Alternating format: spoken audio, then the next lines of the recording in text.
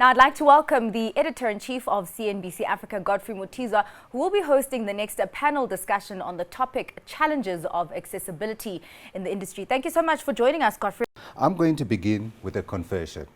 My confession is that in all the years that I've been around, covering stories on the continent and doing all of that, I have never once thought about infrastructure and its connectedness to women. I haven't connected access to infrastructure. You're not the only one. The common good that we think infrastructure is bringing to the people has not been equitably distributed. Indeed. So we learn every single day. Thank you, Zinati. So before we get into our next discussion, let's take a look at this short synsetter.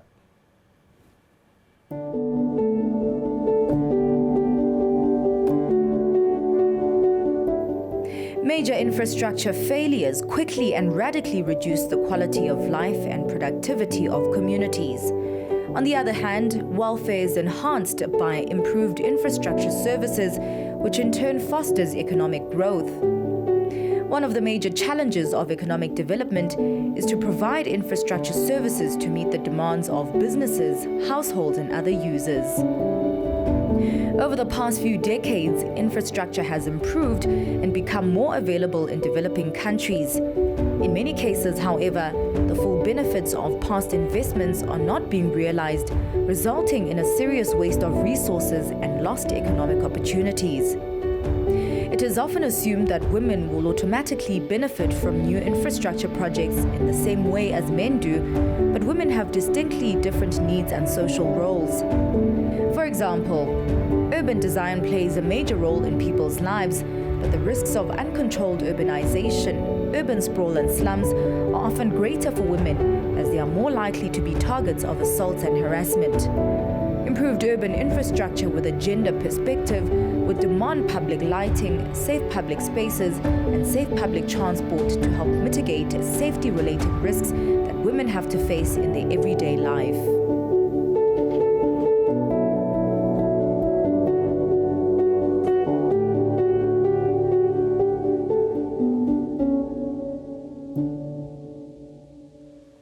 And for the discussion, here are our panelists.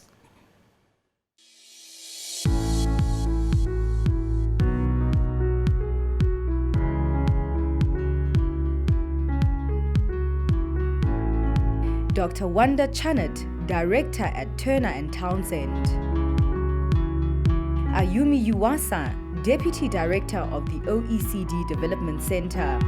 And Christelle Kwizera, Founder at Water Access Rwanda.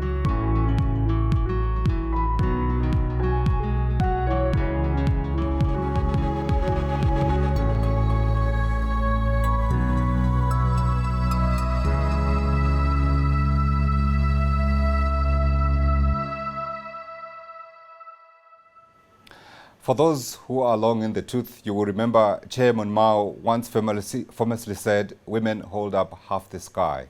Now, while they may have made some advances in the decades since his declaration and since the Beijing Women's Conference in 1995, it remains true today that women across the world remain unequal players and participants in our quest for human advancement. In this session, we're exploring how our focal point of discussion today, infrastructure, is holding back women from fulfilling their role and dreams. I wanted to warn you at the beginning, we're struggling to get in touch with our third panelist, that's Christelle, but we'll see how that conversation goes. Let's begin the discussion by getting an overview of the thoughts of our panelists who are joining us here today. And I want to get your thoughts first. Ayuma, if you can just give me the sense that you have when you are asked the question, women and accessibility in infrastructure, what needs to be done? Thank you, Godfrey, and good afternoon, everyone. I'm excited for this opportunity to speak on today's topic. I've been working on gender equality in my country and in developing countries for a quarter century in National Gender Ministry, in a bilateral donor agency, and now in a multilateral organization. Let me share my thoughts with 3 main points.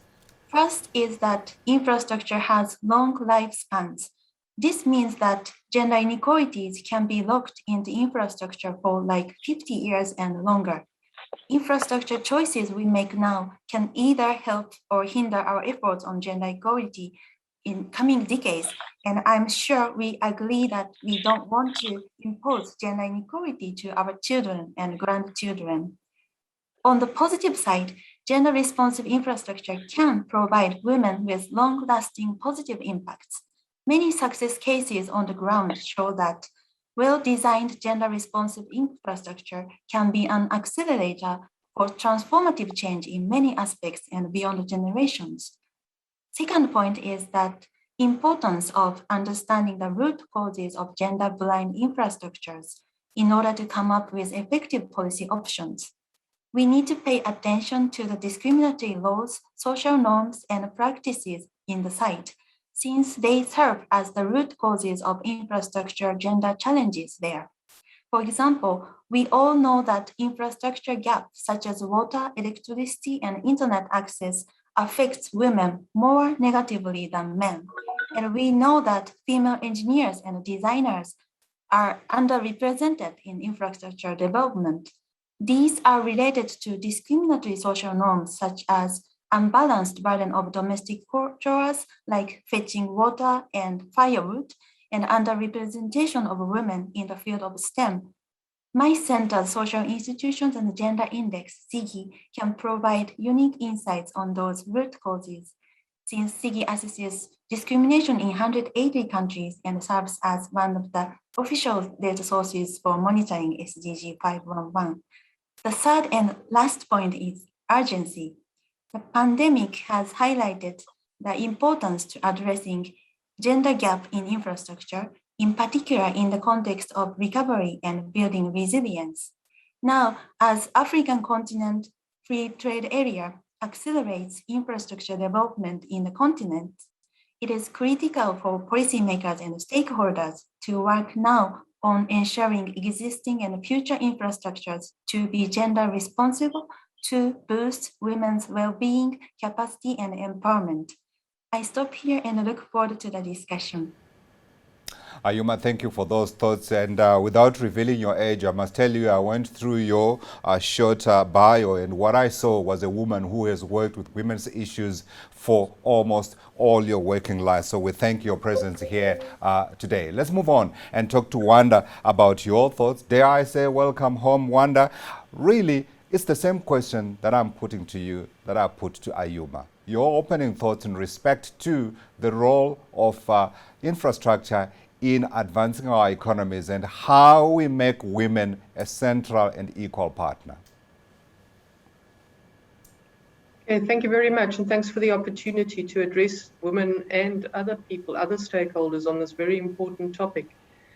I think for me, the important thing probably is to separate infrastructure past from the probability of infrastructure future, to separate what we know of as traditional infrastructure, which might have been power stations and pipelines, from the infrastructure where women should be able to play going into the future in connectivity, in the zero carbon economies, into going into fields that their parents or great-grandparents never even considered. And to me, our keynote speaker addressed the glass half full opportunity. And to me, that really is something that I'd really like to explore and understand, where women can, in a way, carve a new path rather than correct a path of history and inequality that they've had up to date. I think the idea of exclusion starts at the cradle, as was noted. It can be cultural, it can be educational, and all of those are things that can be addressed and should be addressed. I think by taking a Pan-African view rather than a country-specific view, we can probably leverage the strengths that people have, the ability to work together, to collaborate, to actually come out with a stronger African women force than had previously. The other key thing for me, people speak about the hard skills that people need to develop infrastructure. One of the key skills that people also need is business skills. So while we need engineers and we need hard technical subjects to be taught in our schools and universities to our girls. What our girls also, and our young women also need, is to understand how to operate as an entrepreneur in a developing country, because that is key. And I have seen so many strong women fail, so many technically competent strong women fail because of business skills and lack of acumen in that sphere, not through lack of trying, not through lack of effort. And I think there's nothing more heartbreaking than having a woman who's put her heart and soul into something and is falling at cash flow. So for me, there's a multitude of different topics that I'd like to think of, as I say, ranging from cultural norms to education, but also to focus on where infrastructure can be going into connectivity, going into carbon reduction, and those kind of things that I'd like to address during the conversation today. Thank you very much. I like all the things you have said, but I like one in particular where you're putting the emphasis on defining what we are talking about when we say we're talking about infrastructure and women and infrastructure that will help to advance the role of women in our society. Let's get to Christelle. Christelle, welcome. You will notice that I put to you last because you're a young woman. You need to listen, but the amazing thing is when I read your stories that you have actually been doing a lot of talking and practical work on the ground. Let's get the opening thoughts before we talk about the difference that you are making in your community. Yes, thank you so much for including me in this discussion. I think the past 2 years I've been concentrating on reducing unpaid, the time that women spend on unpaid domestic work, in particular, the time they spend fetching water. When we started working in the water sector, what I felt was very absent from the conversation, which I'm really hoping we can dive into today, is the cost of women's time. How do we value or take into account the infrastructure we create and the burden it puts on women to use that infrastructure or to access basic needs that such infrastructure is supposed to help them with. In the case of water, this looks like millions of hours that women are using on a daily basis working for water.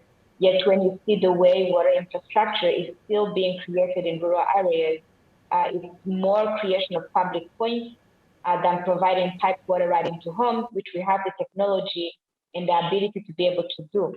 But public points are seen in ways as cheaper points because we're not factoring in the cost of keeping women working for that water. Another thing is, through my own personal experience, I've experienced the power of having free time on your hands. As a young child, I was not, after a certain point, I was not under the burden of doing so many domestic chores or having to do so much before I concentrated on being a kid and having fun and learning and reading books and exploring the depth of my imagination.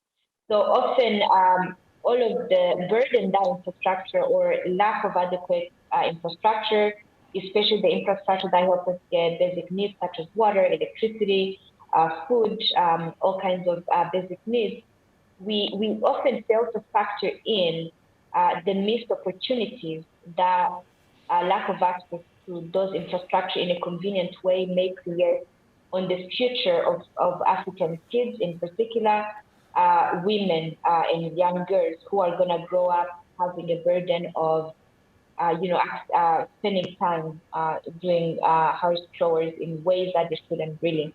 So I'm really excited for this conversation. And my opening thought is just that if we have the technology too, we should get the financing to make sure that we're not just creating any infrastructure, but infrastructure that allows women to access basic needs through convenient ways. So not just access, but convenient access. Yeah. So I've moderated a few debates around the African continent, and one question that keeps popping up is, does Africa have the money for infrastructure development? The figures are staggering. We're talking about $100 billion. This is annual spending that's required. This money is not available. But often when you put up that question, you get the answer, no. The money is there. Remember the foreign exchange reserves that we have sitting in New York, in Frankfurt, in London, etc. This is our money that should be developing our infrastructure. So We'll park that one aside, but we'll come and talk about it. But in the meantime, I will say the money is there. We will find it, and we need to get it into the right projects. Ayumi, let me come to you. What we are talking about is not new. This work has been done over the years. Let's get the work that you as OECD have done on the ground to date. Yes, thank you very much. Let me quickly introduce our works on today's topic, what OECD does. OECD recognizes that inclusive and accessible infrastructure is critical for sustainable development and the global recovery from the COVID-19 pandemic. And we provide recommendations, policy notes, toolkits, indicators, and guidelines. OECD also seeks to leverage internationally agreed tools like G20 principles on quality infrastructure investment, which include accessibility and inclusiveness aspects, ensuring women's empowerment.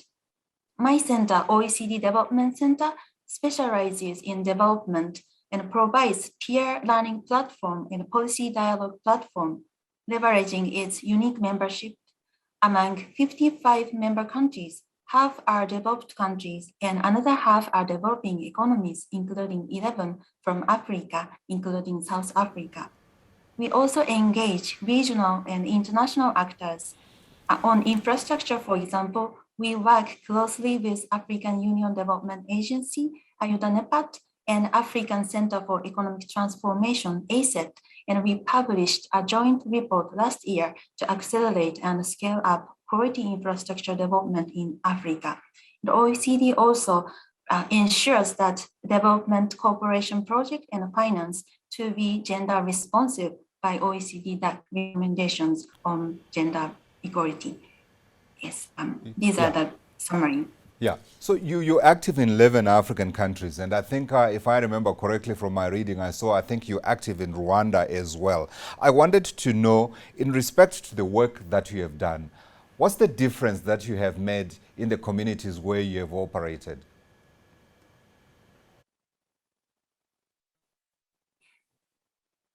Sorry, can you, maybe I couldn't get that. Sure. I just wanted to know the difference that the work that the OECD has done on the African continent has made on the African continent.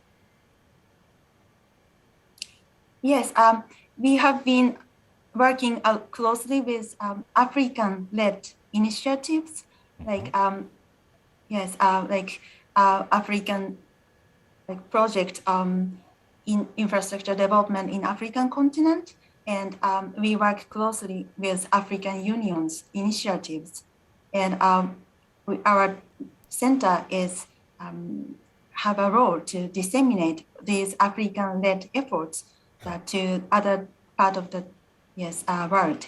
Right. So you have brought lessons that you have seen in other parts of the world onto the African continent and haven't come to impose. You have worked on the ideas that have been generated on the African continent. Wanda, let me come to you. You, as I said, spoke about the need to define the kind of infrastructure that we are talking about, because infrastructure in terms of definition has certainly changed. I'm reminded of what we often talk about here on CNBC Africa, stock markets. I remember when I started more than 30 years ago, the biggest companies on the stock exchanges were mining companies. Today, the biggest companies are companies with no real visible assets as you and I know them. So when you talk about change infrastructure definition, very important. Give me your definitions and where you see this future infrastructure that we require. And I think you make the valid point. I think infrastructure has become something that enables economic growth, but not necessarily in the hard kind of terms that we might have been used to it. Infrastructure, and in many cases, African infrastructure projects, traditionally, many of them were politically motivated. Sometimes people couldn't actually understand the sense of a lot of the infrastructure that was being put in, whether there were enough people to benefit from it, whether a new international airport really served a region. So now we are looking at connectivity in terms of IT We're looking in terms of broadband. We're looking in terms of people being able to network with each other, in terms of young people being able to get jobs in countries that they may not physically be able to go and live in. And I think that's becoming an important breakthrough in places like developing countries and developing continents like Africa and Asia, where people can now understand that I don't have to physically be in a building, in a city, that I, in a developing country that I perhaps cannot afford or am not able to migrate to. Because I have the infrastructure available here, I can still be employed where I am, I can develop skills. And similarly, skills can be brought to a village, no matter how remote. We don't have to build another school, which would have been our option probably 20 or 30 years ago. We can provide children with an education without a hard a building shell, which takes up a lot of our capital, plus requires the skills of a teacher who may not want to go and sit in a remote area to be able to deliver quality service. So for me, those are the transitions that infrastructure is making. Even when it comes to logistics, how people are handling ports, that ports should be working on a regional rather than a standalone basis. Does it make very much sense to have 5 or 6 ports handling exactly the same things all the way down the East African coast? Similarly, along the West African. Many of these are politically motivated rather than economically motivated infrastructure. Yeah. So to connect it to our discussion today, I wanted to know if there are ways in which we can ensure that women are equal users of the infrastructure that we are talking about, and who needs to do it and who needs to do what. I'm still with you, Wanda. For me, the key enabler for women to become part of that is to radically rethink education right from the earliest stages of women. Now, that goes together with a social requirement to want to give education to women, which is still a cultural imperative. The kind of subjects people are exposed to, the kind of things that they are, kind of possibilities that are open to women from the very earliest opportunities. I think that to me is really where it starts. Entrepreneurs, we will always have entrepreneurs with us, but we do need to give that enabling environment for people to understand what is possible, first of all. I think many of us going out of school don't actually know what we could be doing. And there's not enough exposure of particularly women to roles that are probably unheard of and would actually tax the imagination of the people that are providing that guidance. So it comes down right from the top as to actually exposing people to what we could be doing and the art of the possible.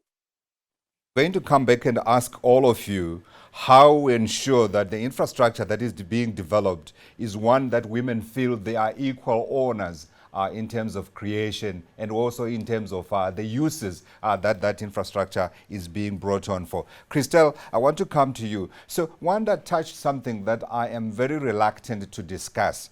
And that's not because I don't think it's important. It is important, but I feel ill-equipped because I am outnumbered here, as you can clearly see. This is the issue of culture. And we know that the structures of our societies have been male-dominated. And we know that the developers of the infrastructure that we are talking about today, whose deficiencies we are talking about, has been developed by men. So I wanted to attack it slightly differently and ask for your views in terms of how we change culture from a woman's perspective to make it possible for women to be able to access the infrastructure that we are building and address one of the issues that you raised, cost.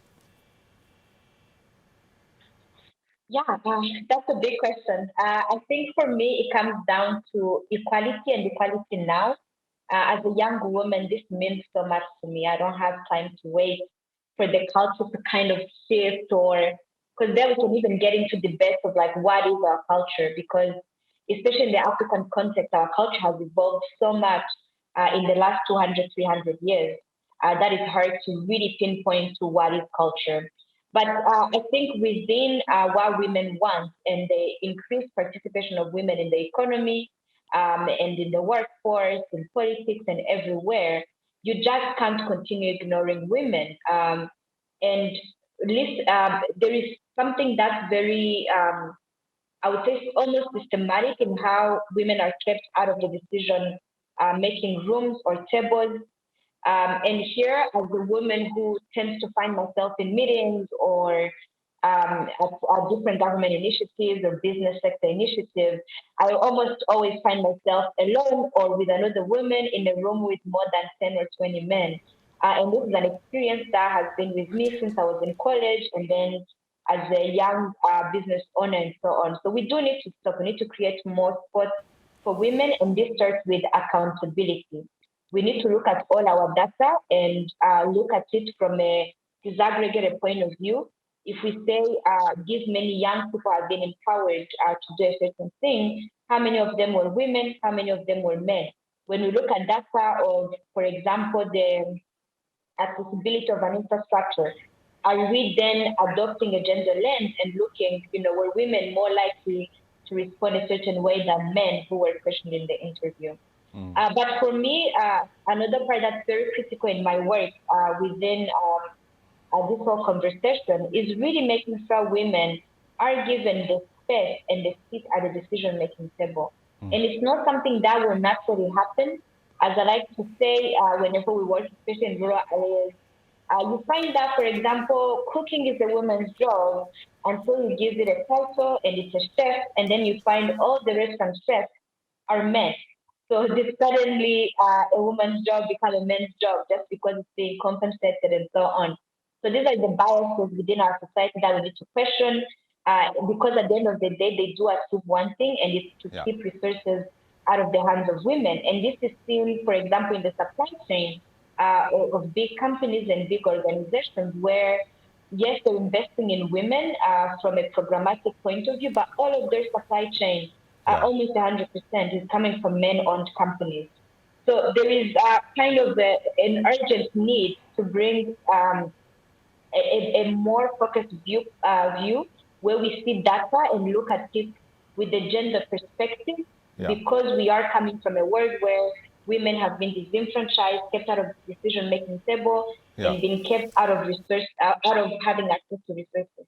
Yeah, we are going to take questions a little later, so I encourage those of you who are listening to this to send in your questions, and we'll certainly put those questions to our panelists. Christelle, I want to stay with you. I want to ask you a difficult question. You're a young woman, you're 25, you were born post the genocide, so you grew up in a completely different environment. Culture is going to take time to change, but are you in that place where you feel that when you speak, when you express yourself, when you ask for things, do you get listened to the extent that you are able to fully develop your own ability to make a difference in your community? Yes, absolutely. I'm one of the privileged people who happens to be in the best country to be a woman, Rwanda. So I can speak for everyone's experience. Right here, I'm very much comfortable in the farm given as a young woman in Rwanda. Yeah. But at the same time, whenever we talk about women and the power we're given and so on, we have to remember that throughout history, women have always been able to step up. The conversation now is more, how do we allow all women, not just the few special women, to gain that seat and speak and be heard, but all women to be heard and to be part of the decisions that matter to them. Wanda, how do we create little Rwandas across the whole of Africa, i.e. that society where we're able to allow our daughters to be able to be full participants and to help create the infrastructure that we require? I'm asking this question in the shadow of what is happening in Afghanistan. We all have seen the scenes of people trying to get onto these planes to get away. And the story is one that we are all familiar with. The strict rules around women in Afghanistan when it was ruled by the Taliban. How do we come back here and say we don't want to see what is happening in Afghanistan? What we want to see, as I said, more Rwandas that create the young women that we are seeing, such as Christelle. Yeah, I think you touch on it in that you can do so much with policy. And I think across Africa, we actually in many countries have very good policy, which in theory empowers women, and there's good representation of women in many government institutions. within across Africa. I think what it has to do, and Christelle alluded to it, it has to become a success as a person, not necessarily as a woman, that you have got the platform, that you are normalizing female success. And I think the more we keep, and we do it for the best reasons in the world, we highlight this is a successful woman. It should not just be she's a success and she's a woman, or because it's quite remarkable because she's a woman. It's just she's a success and she happens to be 50% of the population group, which is female. So to me, the quickest way to actually normalize it is to turn it into something that is accepted as not being something extraordinary. Somebody has made this success despite being female and despite coming from a background. People overcome many disabilities and people overcome many challenges, economic challenges. Women do have gender and they do have other issues that they need to overcome. But to me, the only way we'll ever get to many Rwandas is when you can walk into a room and not be an exception in that room, as Christelle has alluded to. That you have to be able to walk into that room and say, well, I've got as much right to be in this room as anybody else. I'm not here because I'm special or because I am female. I think probably one of the mistakes that has happened is where people have tried to create special categories for just women or for just empowering. And they've actually found that there's a lot of backlash, in fact, not from males and females, because then the credibility of worthy successes also gets called into question. Yeah, very profound words you are using there, and I'm catching how many of them? 1, 2, 3. Normalizing women's success. I'm glad I'm talking next to Zinati here, who we have certainly mentored and tried to help to grow as a part of our own development program here at CNBC Africa. Ayuma, let me come to you, and I come to you. Let me preface my comments to you a little bit differently.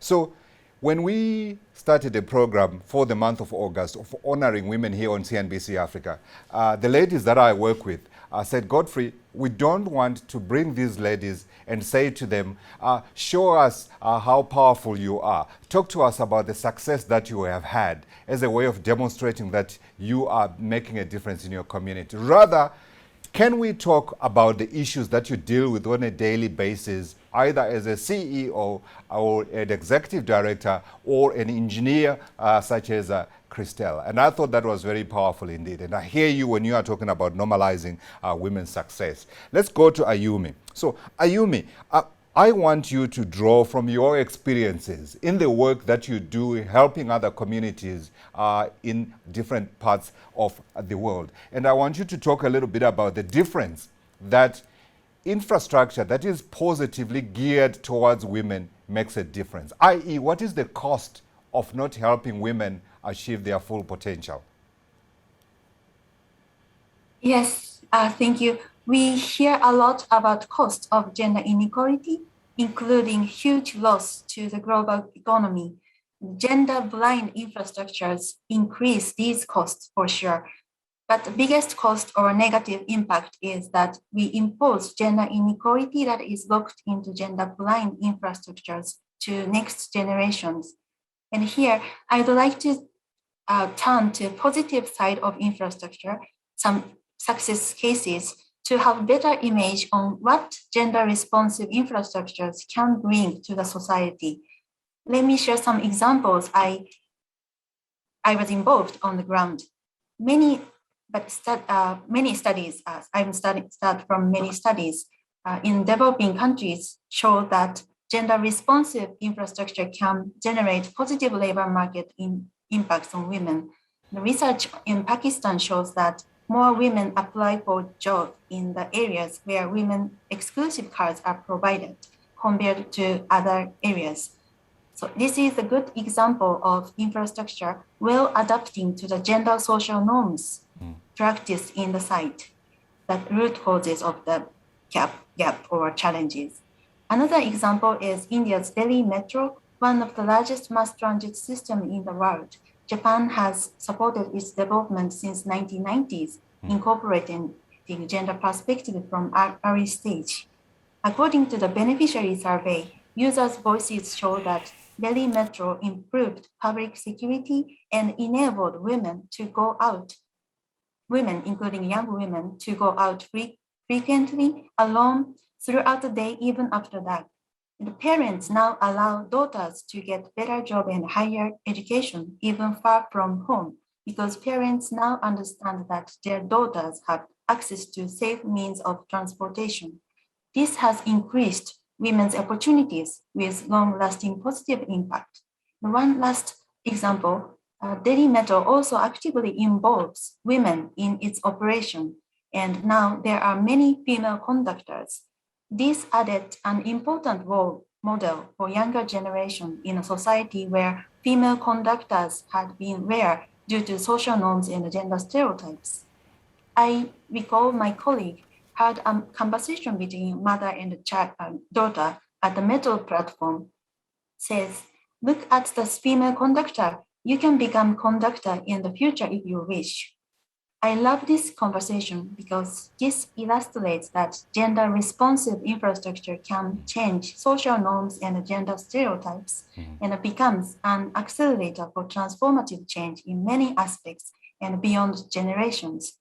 So, learning from these success cases across geographical regions, from Asia to Africa, Latin America, Africa, this could be instrumental.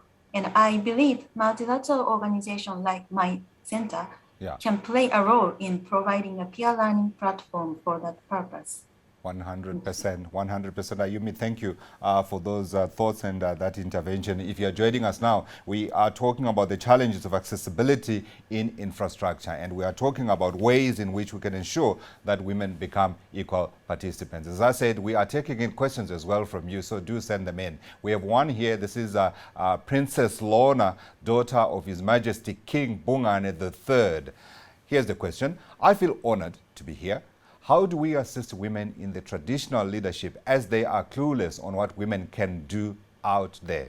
If we can assist especially women in the rural areas. So this is an important one, because while we may be sitting here in our air-conditioned offices, the vast majority of women, of course, are sitting in the rural areas. How do we make sure that the inclusivity that we're talking about for women in general, it also applies to women in the rural areas? Can I ask for one of you ladies to take that one up?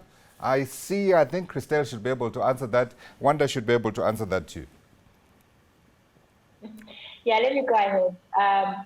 We work a lot in rural areas, and as I kind of began saying, we really need to look at the data and make sure we're not excluding women, but including women. For us, one of the key ways we're involved, one, most of my team is women. When you go out there repairing broken pipes, installing new water points, communities for the first time maybe seeing the first woman technician they've ever seen. So me creating a company that works in rural areas and opening up positions for women technicians and inspiring more women to become technicians and engineers is really creating a ripple effect in how young women we're finding in the rural areas see possibilities in their future careers. The next way we're involved is in creating committees that manage water points and deal with us and other water stakeholders. So often when we go in a new community to create a new water point, we do assist them and train them into creating their own committee. And one of the things we started doing is making sure that they are women elected to be part of that committee. So I think it was something like when we started, no woman was ever elected president of the committee, but they will be given a role, usually treasurer or a different role. And rather than see this as a negative, it was an opportunity for communities to see women in the leading point and get comfortable slowly with that. Because again, we're working against a norm where women were not given this piece of power within the communities. But what we noticed as well was when we were working in a community that's led by a woman, whether the village head or by the cell head, they were more likely to elect women to be part of those committees. So over time, you're seeing women now being elected and chosen by their fellow members to head those committees and so on. So it's a matter of creating role models and driving the conversation when we get the chance, even in those rural areas. Yeah, and it wasn't because of the way they look. I make that comment because I'm sure you'd have had to deal with the stereotypes. How did you deal with men who would come and say, this is not the role of a woman? Because I know, definitely, having grown up in the rural areas myself, that would be a comment that you would get from, perhaps I was going to say one drunk, but it might not be drunks that make those comments. Men generally would make such comments because that's the way we've been brought up. Absolutely. I think over time you learn to just hear and ignore such things. I think the funniest for me is always when they realize I'm actually good at what I do, or the women are good at what they do, then they are saying things like you'll never get married, or the fact that we're so good technically will forbid us from building happy marriages.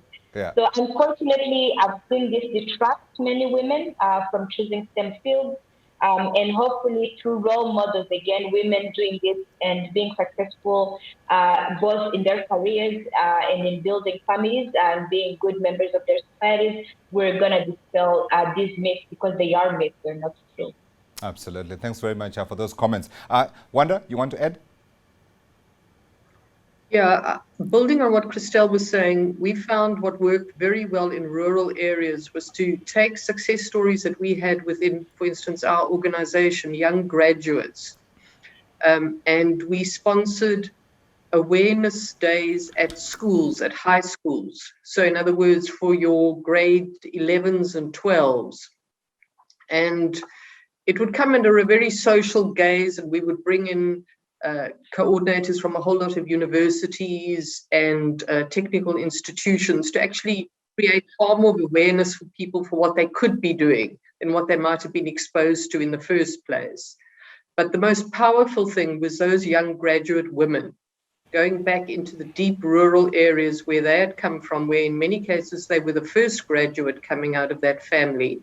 They had gone into a technical discipline, and their parents might not even have understood what a quantity surveyor or a project manager ever did. You know, this was something that they might not even know. But going back and explaining to 15, 16, 17-year-olds what the possibility was, and that there was a world out there with universities and technical institutions, and even not a technical institution, post your matric, that would actually give you these opportunities and create these platforms.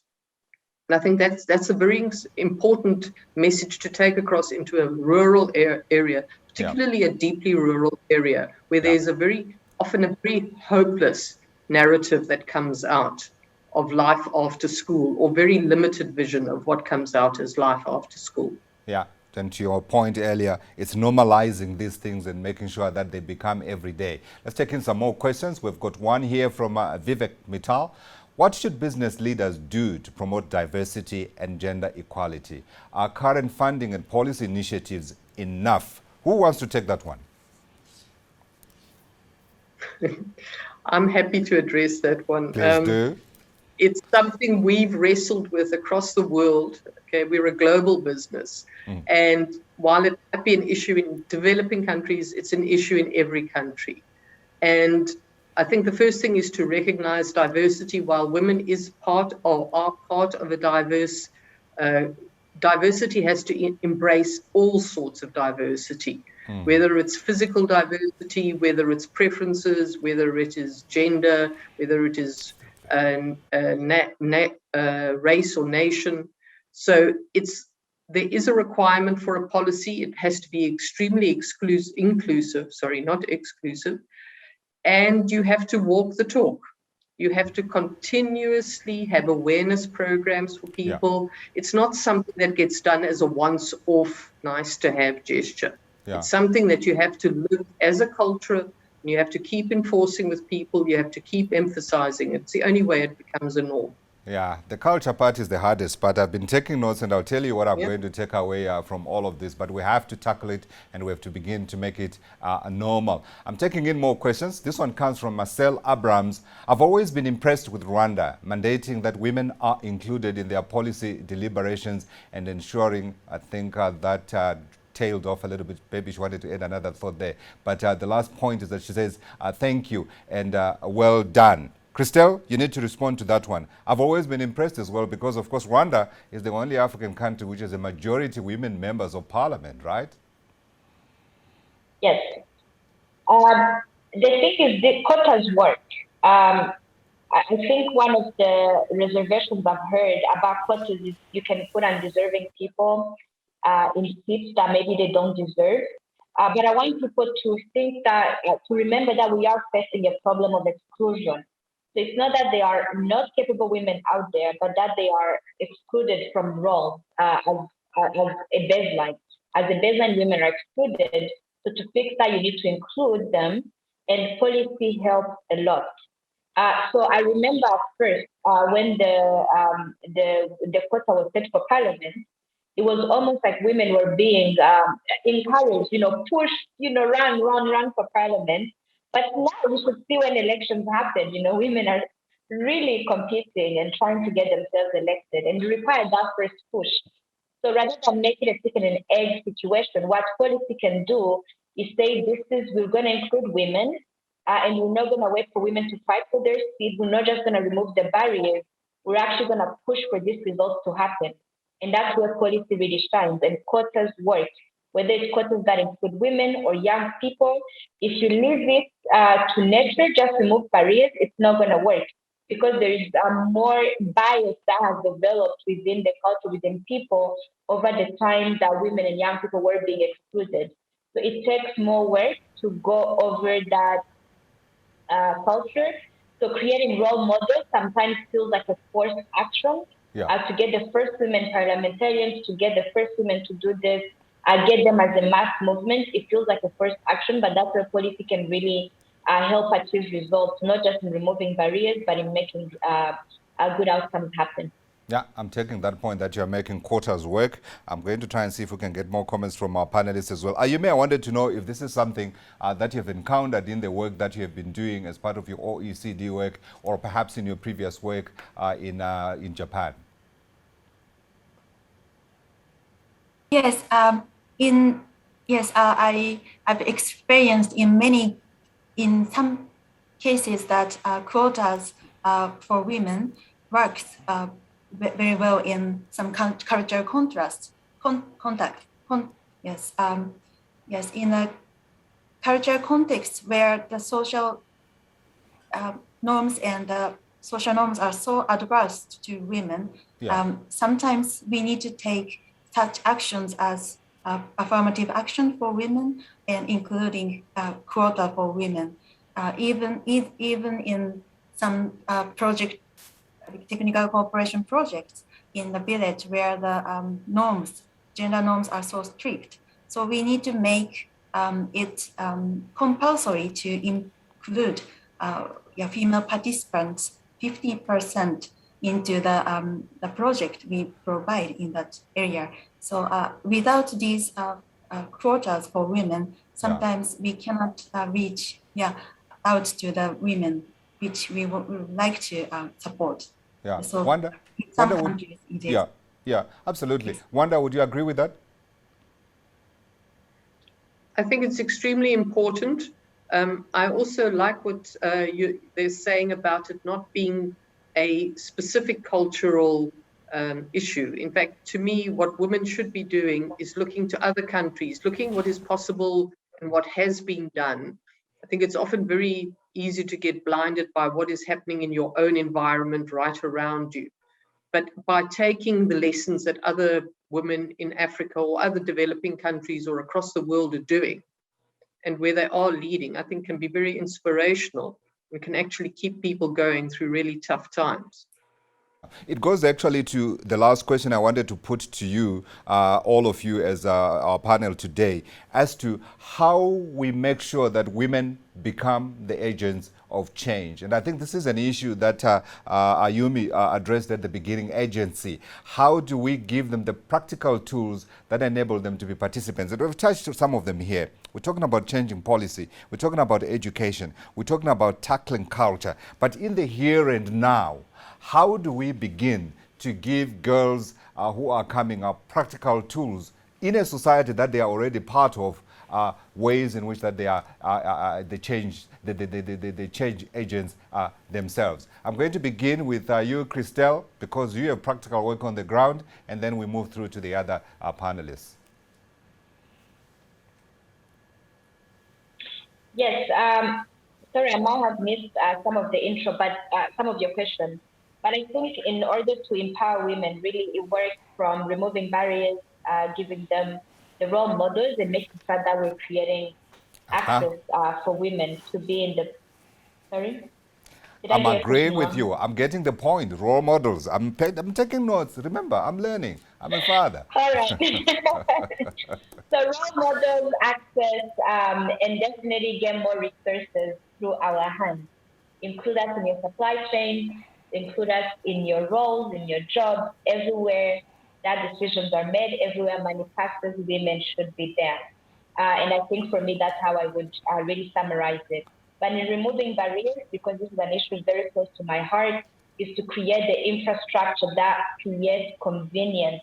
Because when there is no convenience, it's the women who carry the burden. Yeah. It's the women who fetch the water when they have to work for it. It's the women who have to miss school when the schools don't have toilets. So create convenience with the infrastructure. Absolutely. Wanda? Yeah, going on with convenience is safety. We need to create a safe environment for our women, because if women cannot get to an educational facility, they cannot get to work, they cannot get home in the evenings, it severely limits what they're ever going to achieve. Yeah. I think another important thing is for women to support women and use all the tools that are availability, the social media, the platforms, to actually celebrate what women are doing and to create the kind of networks that people need to support themselves to go through it, and not look at borders, not look at what discipline you're in, but actually go across all of those things and build support structures that can help and empower people. Those are quick things that can be done for me. Yeah. Ayumi, your turn, and you can also wrap your thoughts on our discussion today. Yes, thank you. Yes, indeed, there are great role models and efforts by women in Africa. For example, African Union has a commissioner on infrastructure and energy who is a woman, and championing to ensure women's voices are incorporated in across infrastructure value chains, including the PIDA program of infrastructure development in Africa.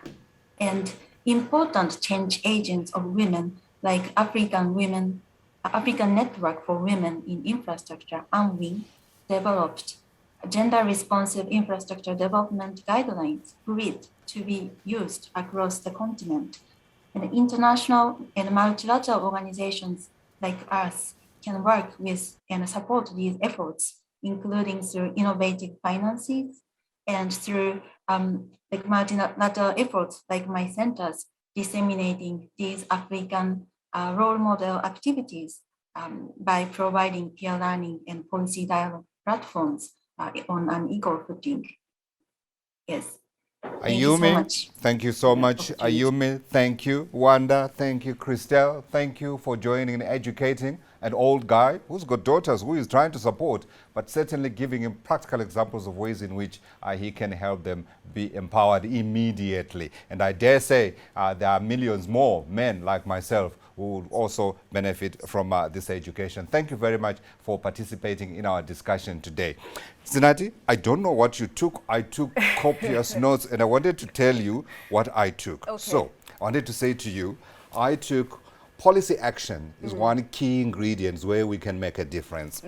Education, yes, long term, but certainly we can never be late in terms of starting. Indeed. Culture, challenge me as you do every day, and eventually my thinking will change. But the practical wins today, really easy ones: role models, preferential treatment, safety. So women must support women. Yeah.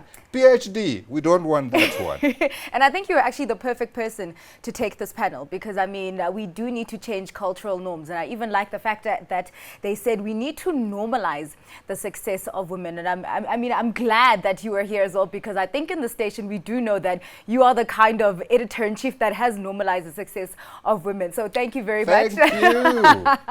All right, thank you very very much, Godfrey, for leading that discussion on the challenges of accessibility in the industry. Also, one key thing that I took out is that we do need to change the definition of infrastructure, where it's not like back in the days where it was just power stations, but we do have infrastructure soft infrastructure that contributes to the economic growth. But next up, we have a one-on-one interview with a young woman who joins me from Nigeria. She is the founder of a company that specializes in technology-enabled healthcare focused on public-private partnerships in Africa.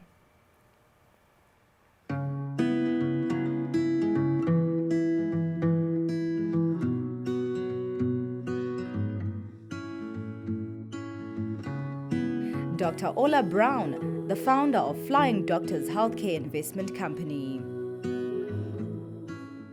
All right, thank you so much for joining us, Dr. Ola Brown. Now, I just want to start off with the challenges that Nigeria faces in terms of the healthcare sector. The country has the biggest GDP on the continent, but yet so little goes into healthcare expenditure.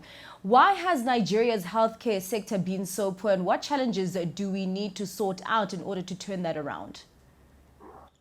Okay, first to give you some context, I'm a medical physician, I'm also an economist, and I specialize in infrastructure finance. So my first degree was in medicine and my second degree in finance and economics.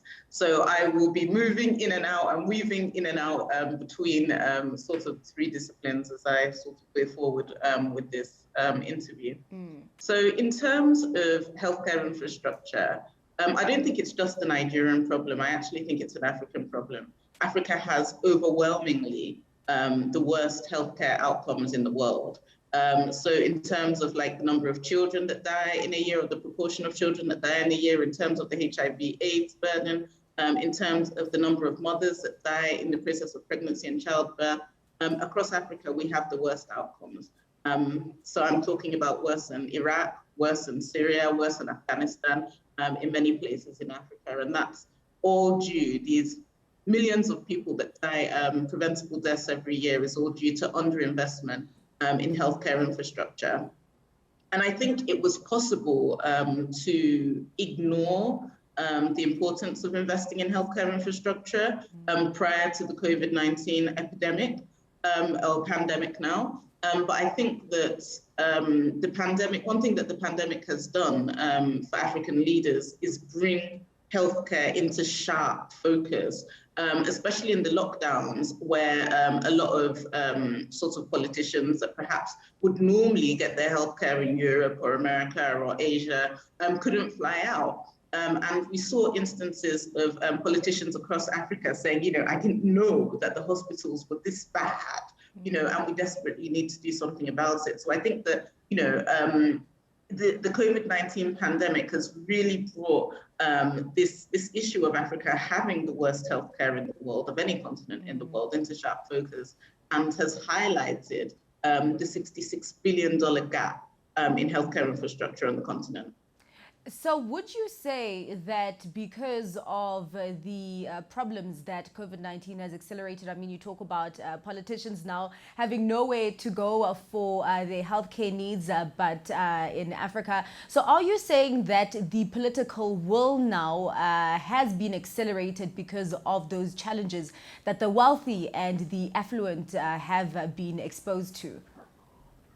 Absolutely. I think that, you know, sometimes, and this goes for not just politicians, but any people, if a problem doesn't directly affect you, it might be difficult to think about it in a completely objective way. But I am now seeing increased political will across the continent, and we invest across the continent in healthcare infrastructure. So we're seeing it from west to east to Central Africa, a lot more focus on how to improve healthcare infrastructure. And not just infrastructure in hospitals, because when we speak about healthcare infrastructure, most people think it's just hospitals, but it's actually hospitals, it's primary healthcare centers, it's diagnostic centers, it's water and sanitation projects, because let's not forget that the top killer of children under the age of 5 years old in Africa, or one of the top killers, isn't something that needs to be treated in the hospital. It's actually basic diarrhea. due to lack of access to water. So all of these projects now, I am definitely seeing, and we are definitely seeing in our firm, sort of an increased amount of political will due to the pandemic and the complexities with regard to mobility, with regard to logistics, and with regard to severe illness that the pandemic presented. And I'm even hoping that even us as citizens in Africa will also bring into the fore the healthcare agenda when we are electing our presidents and our leaders, because often really the healthcare agenda is overlooked when we do vote for our leaders.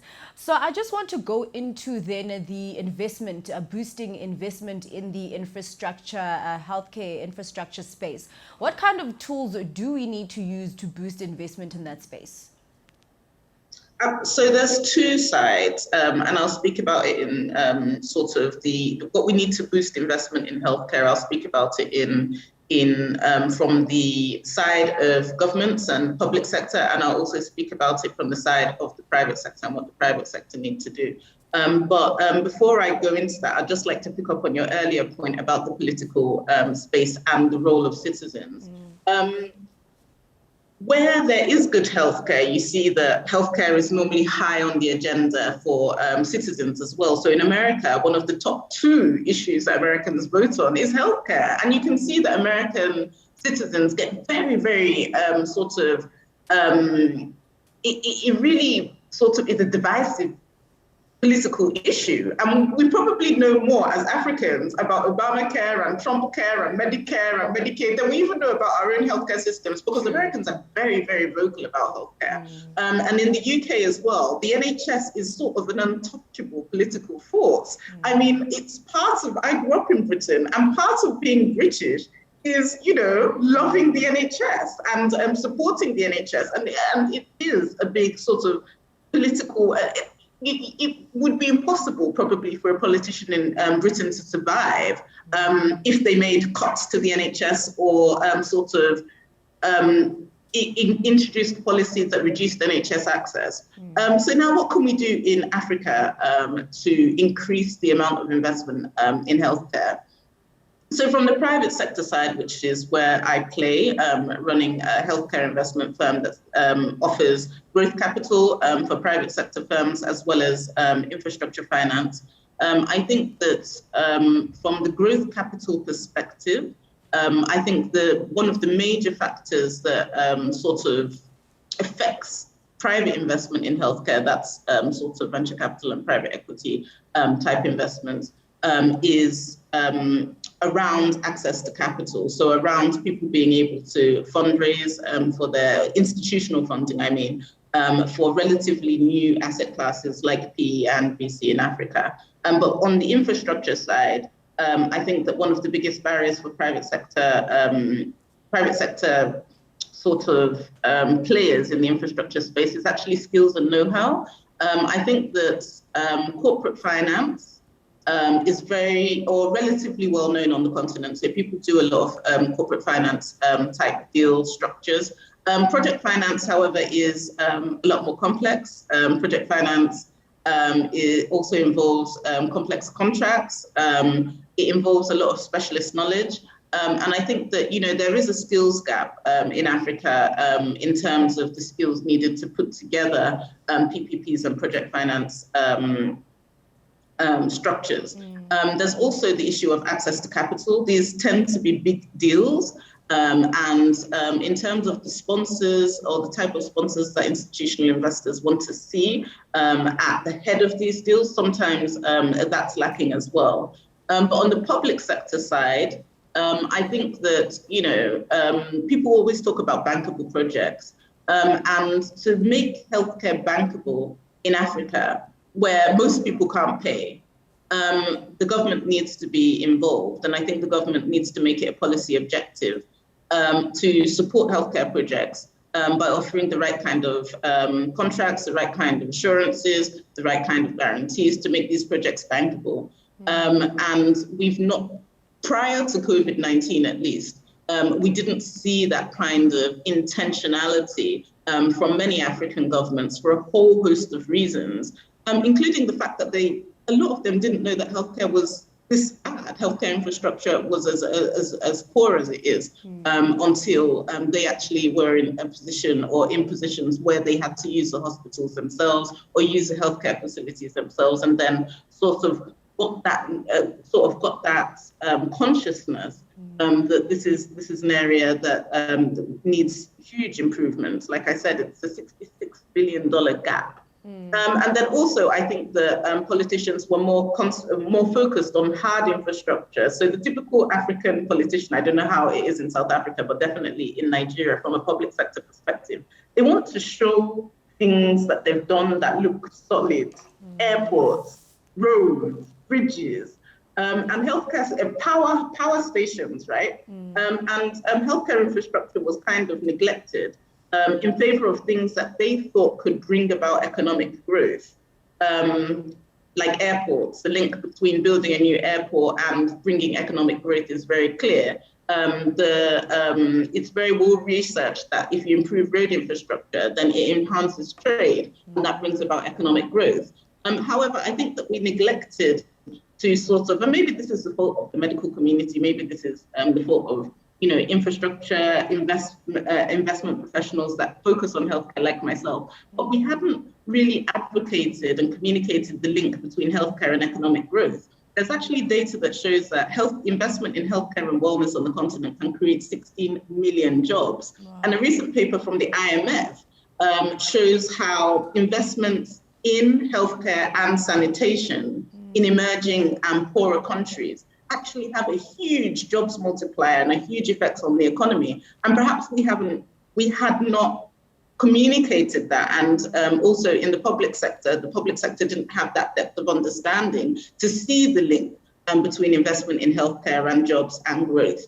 Particularly in South Africa and in Nigeria, I know we have this in common: high rates of unemployment, a lot of young people that are unemployed or underemployed. And investments in healthcare aren't only great for health, but they're also great for jobs and great for the economy. And I think that that's something that we have just begun to come to sort of the realization of, whereas before our infrastructure efforts concentrated on roads, bridges, and power stations. Yeah, and I'm just interested actually in the success factors that we do need to build a fruitful and bankable projects in healthcare infrastructure. Absolutely. So healthcare isn't free. Somebody has to pay for it. And usually citizens can't afford to pay for it. So I'll give you an example of the UK NHS, because that's a system I'm familiar in and I've worked in. The UK NHS system costs the British government about $200 billion. Sure. $200 billion would pay Nigeria's federal only healthcare budget for 200 years. So not only is it sort of something that citizens usually can't pay for, but it is a big expense. And you see developed countries spending between 7 to even up to 15% of GDP on healthcare. So unless governments are making it a priority and are providing the structures in terms of sort of guarantees and contracts and reassurances to make sure that investors can get their money back, there will continue to be underinvestment in healthcare. And the NHS in the UK, Turkey, for instance, has had a very, very successful project, public-private partnership structures, which we can just copy. Honestly, the PFI system of bringing investment into healthcare in the UK was extremely successful and brought huge amounts of public sector finance into healthcare infrastructure. And these are, case studies that aren't hiding. They're things and programs that African policymakers can copy and learn from and adapt to our environment to bring in that much needed private sector capital into healthcare. We know that fiscally, our governments are squeezed. Again, I don't know the figures for South Africa, but definitely in Nigeria right now, we're spending almost 70% of our budget on debt servicing. Our debt to revenue ratios, or our debt servicing to revenue ratios are some of the worst in the world. So we know that our governments don't have the fiscal space to make all the investments that they need to make in healthcare, in education, in defense, in aviation infrastructure, in road infrastructure. I mean, it's too much for governments that already, have little fiscal space to do all of these projects. So the need for private financing, the need for institutional private financing is greater than ever before, because we know that our governments can't do it all by themselves. And that's why putting in place these sorts of guarantees, these kind of working with the governments to put in place structures that allow for certain levels of income for the private sector to be assured, bearing in mind that citizens can't pay for this service, it is really, really important for making these projects bankable. Of course, there are private sector revenues that can come into healthcare in all sorts of different ways. And insurance schemes that can be put in place, government-backed insurance schemes that can be put in place, specific taxes that can be put in place for revenue assurance. But these structures really need to be built in collaboration with the public sector. Indeed, collaboration, and that is exactly what we need for the success of the healthcare infrastructure space in Africa. Thank you so much for your time, Dr. Ola Brown, the founder of the Flying Doctors Healthcare Investment Company.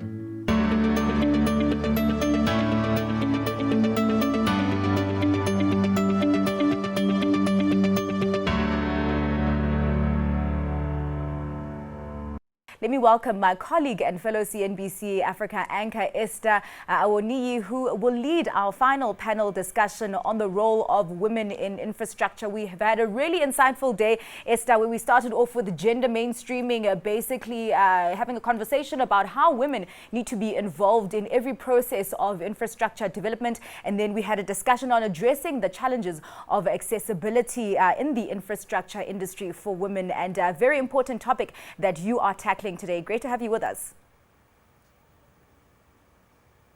Thank you so much, Zinathan. It's a pleasure to join you from Lagos for this important discussion. But before I welcome my guests, let's have a look at this background package on the role of women in infrastructure.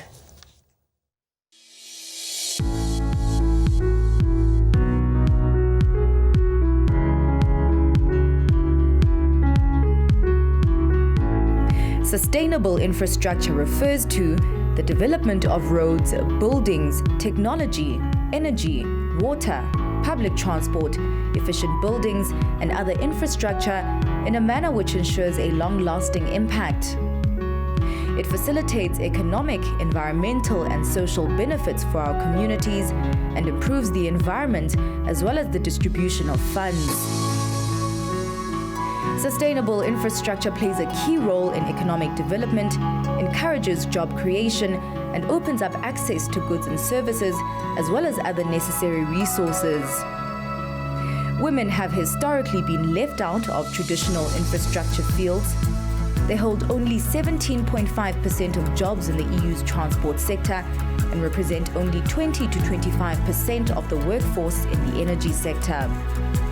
Women's underrepresentation in these fields doesn't just hurt them, it hurts everyone. Ensuring that women have access to opportunities in sustainable infrastructure projects can spur economic growth, improve environmental outcomes, and generate social benefits.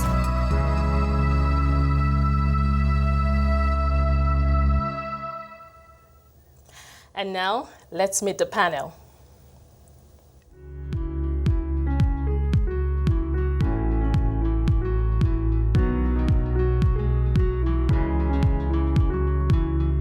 Anik Muhama, Director General for Energy at the Ministry of Infrastructure in Rwanda. Zinat Gore, Director of Aspire Consulting Engineers. Ramaya Dorasamy, Co-founder and MD at Meadows Energy.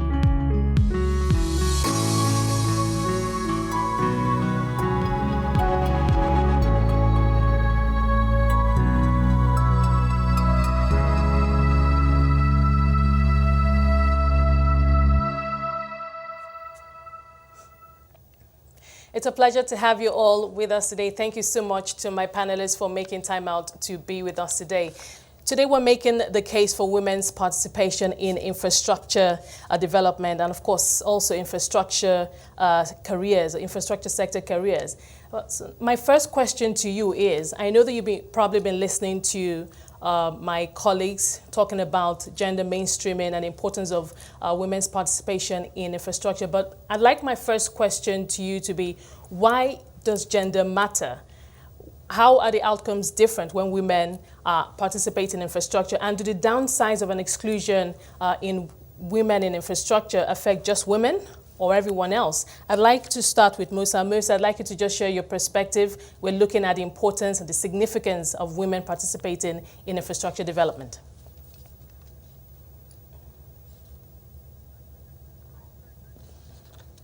Okay, while we wait for Musa to join us, perhaps Zinat, you could kick things off for us. Hi, and thank you for having me, and it's wonderful to be here. I think your question is very pertinent when it comes to women in infrastructure and why is it important. And I think the important element is, what do women bring to the industry? I am a civil engineer by profession, like you mentioned earlier, and our focus is really on buildings and bridges and design elements associated with service delivery.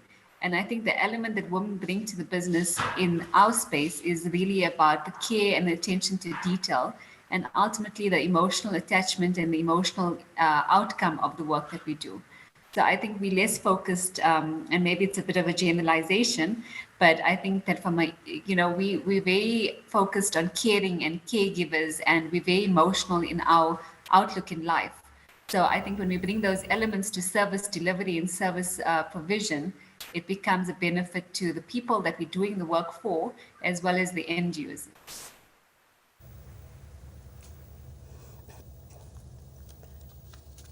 Romaya, let's hear your perspective on why gender matters in the first place in infrastructure, sustainable infrastructure development.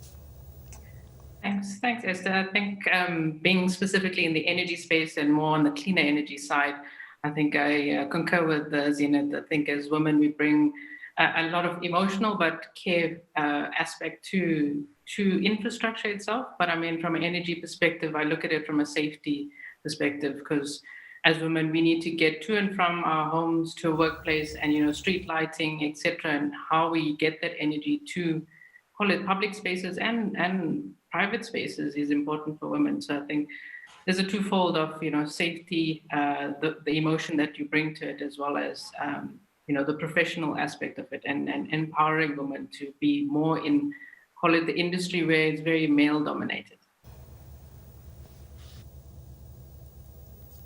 And Ecclesia, your perspective. Thank you very much for this opportunity to speak at this very important conference. I'll share my insights and share also the Rwandan perspective. So to respond to your question on the significance of women participation in building sustainable infrastructure, we all know very well that gender equality is a key element for ensuring inclusive and sustainable development and progress in any society. So for our case in Rwanda, we do recognize the important role that women and men play in the process of national development, and the country has made commendable progress in terms of mainstreaming gender in its policies and programs. And this has been generally well demonstrated in our country's Vision 2050, the National Strategy for Transformation, and the revised national gender policies. So we also do understand the importance of infrastructure, not only for sustainable development, but also for the development of a competitive private sector, which is considered as a pushing factor to invest in infrastructure projects. So therefore, from my perspective, building sustainable infrastructure is essential to foster equal opportunities by ensuring women participation in infrastructure projects and services for citizens. And this is very critical to foster socioeconomic development of the nation. But still, as the previous speakers mentioned, due to cultural and societal barriers, women participation in infrastructure development projects and other sectors of the economy has been limited for quite some time. But however, if I can share more insights, research from the New Climate Economy has shown that women equal participation in the economy in general can have a considerable positive impact on the global GDP. Therefore, women participation in the labor force can advance sustainable development by implementing infrastructure projects. And in addition to socioeconomic benefits, women's participation in infrastructure project development brings social changes that advance women's status in their communities. Thank you, moderator, for this opportunity. Thank you, Anik. Zinat, let me come to you. Now, we often hear that opportunities are missed when infrastructure isn't built with the needs of women in mind. We hear terms like infrastructure blind, or looking at infrastructure through gender lens. Could you just talk to us what that means to you, or perhaps one or two examples that you can point to in terms of those kind of opportunities that women miss out on when infrastructure around them isn't built with their needs in mind? So, sure, I'll talk about it very much from the purposes of where I operate, which is, like I mentioned, the built environment space, particularly focusing on infrastructure and development and services. Women, especially in South Africa, there's been a big push for inclusivity, and we often have a lot of challenges, especially during COVID. It was highlighted where gender-based violence instances were very much on the uprising because of everybody being at home during the lockdown and that sort of thing.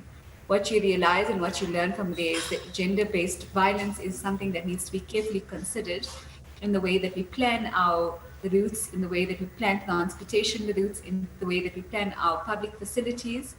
A few examples, we recently went on a discussion in terms of how do you design spaces in public transport facilities and nodes that take into account a woman's needs.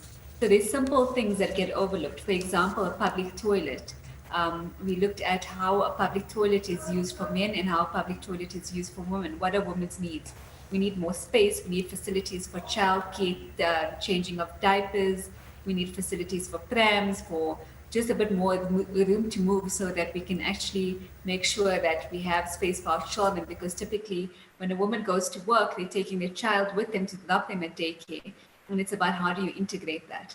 When you look at transportation routes, when women are going home from work, if they leave work at a certain time that's later due to like sunset and it becomes more dangerous for women, so how do you create safe public transportation services for women when they are traveling from their place of work to their place of home, whether it's safe nodes along the transport routes, whether it's a buddy that joins them with it.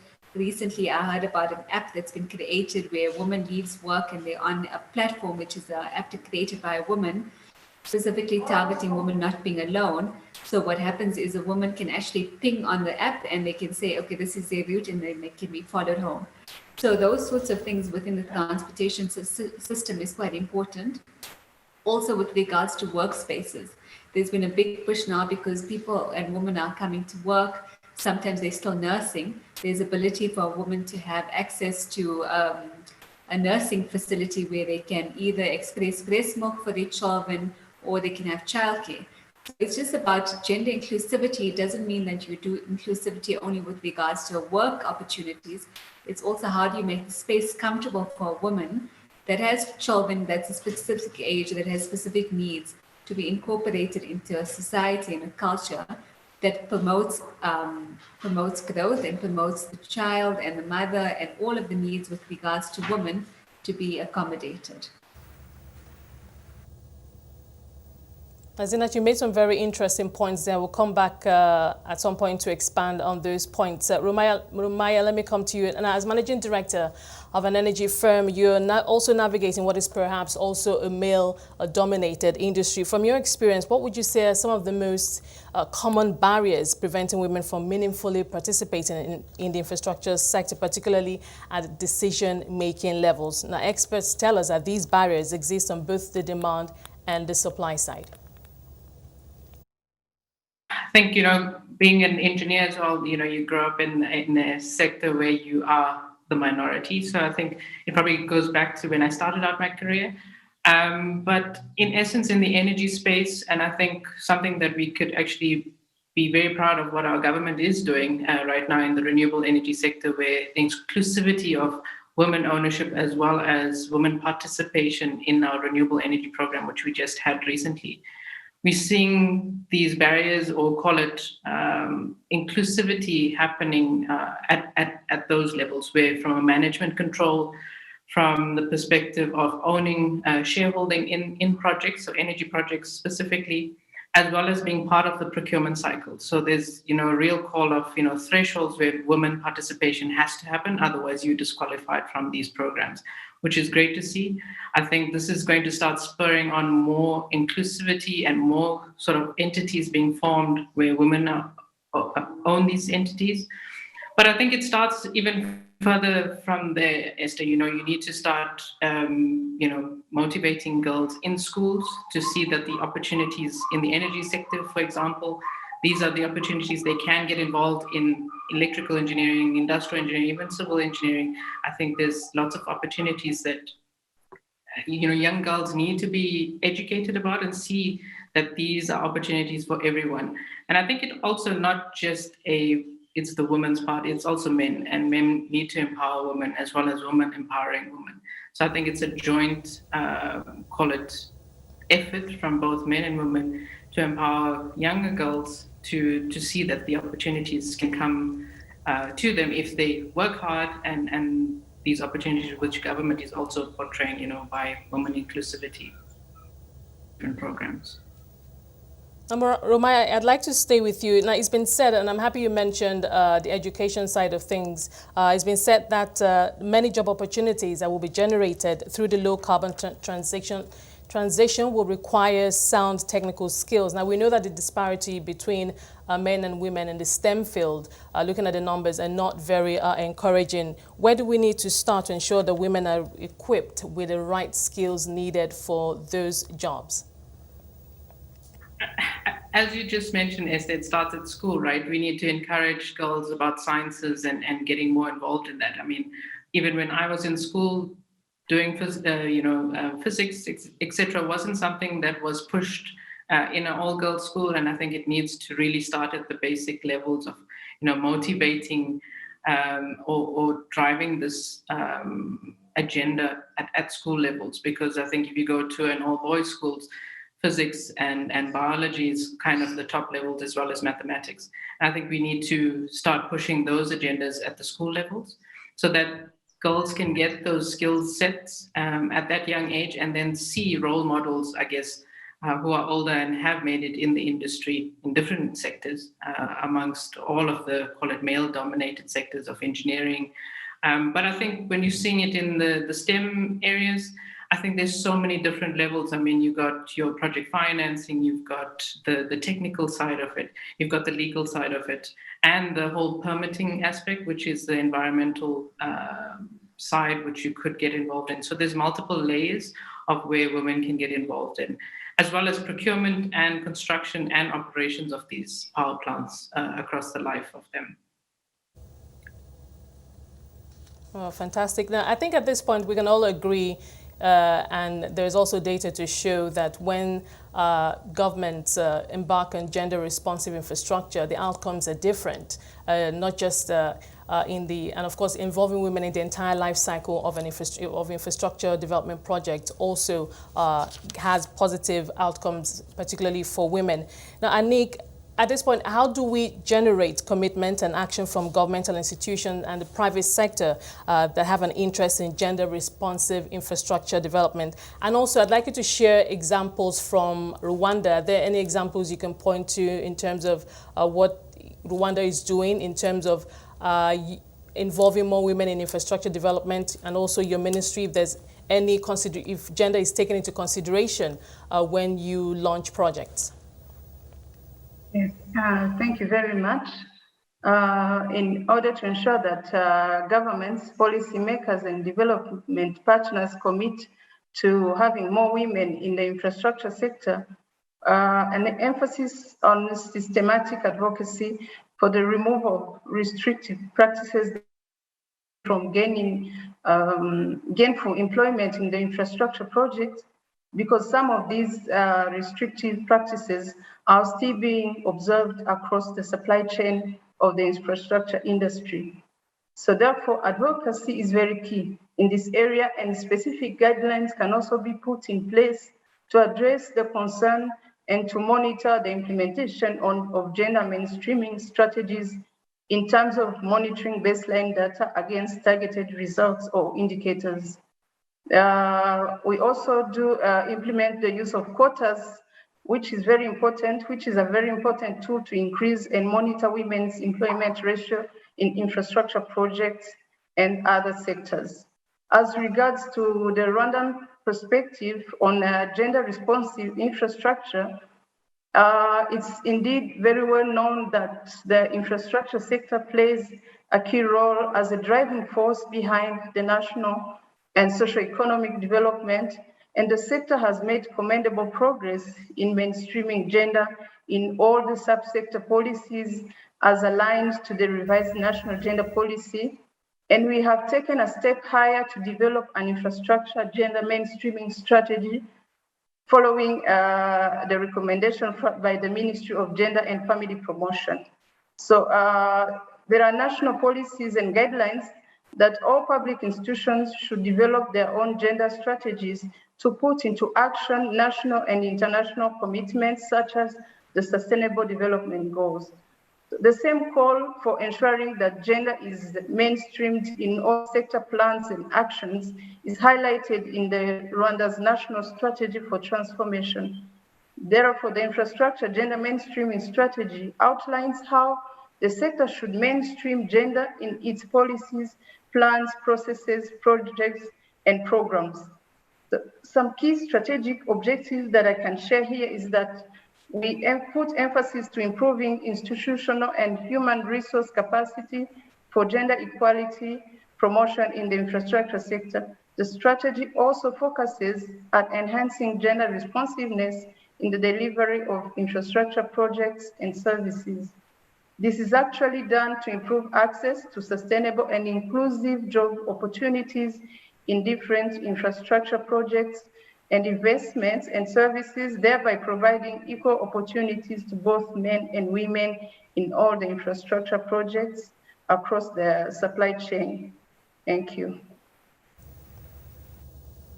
Azina, I'd like you to also weigh in on this, how we can get particularly governments to come in or come up with an integrated policy approach to sustainable development for women. We've talked about how the role of the private sector also, but talk to us how this is playing out, if you see this playing out in South Africa and the impact on the ground, if any. Thanks. You know, I think it's amazing that we can sit here and have a platform discussion about how we create inclusivity for women within the sector. I remember when I started studying engineering in 2001, my dad told me, he said, engineering, like, who does that? You know, like, that's a man's world. Are you going to climb scaffolding? And are you going to go to site? And what are you actually going to do? Because women don't become engineers. And it's 12 years later, and we're sitting around and having a discussion about how to create inclusivity. And, you know, often people talk about everything the government does wrong, where it's creating inclusivity for women is where something where the government is doing right. And whether that remains to be implemented remains to be seen. But there's been a big move in public sector tenders in South Africa. The Johannesburg Development Agency about a month ago released a tender for a woman-only panel to design and build and implement a project for the Johannesburg Development Agency. I was amazed at the leaps and bounds that we're taking, and I thought that, you know, it's August, it's Women's Month, and it's amazing that they put together this panel. So the architects are women, the engineers are women, the contractors are women, and I think it's amazing. I think within, obviously the JDA is a government-based organization. Within private sector, there's been quite a push in terms of how you have a woman on projects and whether it's women on site that are doing cleaning or housekeeping on site, or whether they're doing bricklaying. There's a big push to transfer skills to women within the private sector as well. And on the financial side as well, for funding of projects, when you have a Black woman-owned business, you get preferential scoring in terms of your funding as well, which obviously leads to you getting a project that's sustainable. I think it starts from the top down and it starts from the bottom up, where you say, what are women passionate about and what are they interested in doing? And not having people being in boxes where they say that this is a woman's job and that's a man's job. And I think the narrative is changing. It's taken us quite a long time, but I think that every change that needs to be sustainable does take a long time, so it is inspiring. I think that if you look at projects that we're busy with and how there is a shift, it's organizations like this and discussions like this that create awareness about women being in the industry and being in the field and taking on STEM careers. Earlier, there was a discussion about going to, the Mesa was saying about doing at the grassroots level, teaching children and women and females about science and physics and that sort of thing. I think it's just about creating the expectation to say that there aren't limitations on you. You don't have to be a man to be an engineer. You don't have to be a man to be in STEM. And it's about changing the dynamic with regards to that. And I think there's been buy-in from private sector as well as government sector.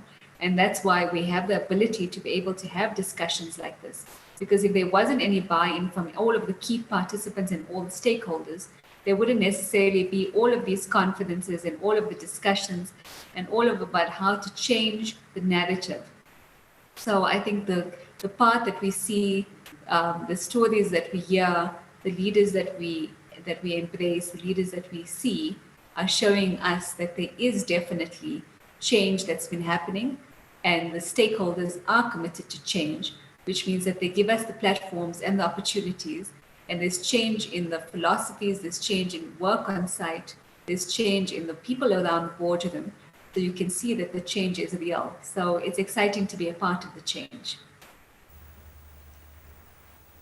You're absolutely right, Zina. It is also important for us to also highlight the progress that's been made so far. I know that the African Union does have a project, a program where it's beginning to integrate gender equality into its infrastructure projects. So that's definitely encouraging to see. Now, I'd like everyone to weigh in on my next question, and that's how we can, specifically now, with perhaps specific examples to how we can level the playing field for gender equality in the infrastructure sector. Now, what are the tools that can be deployed?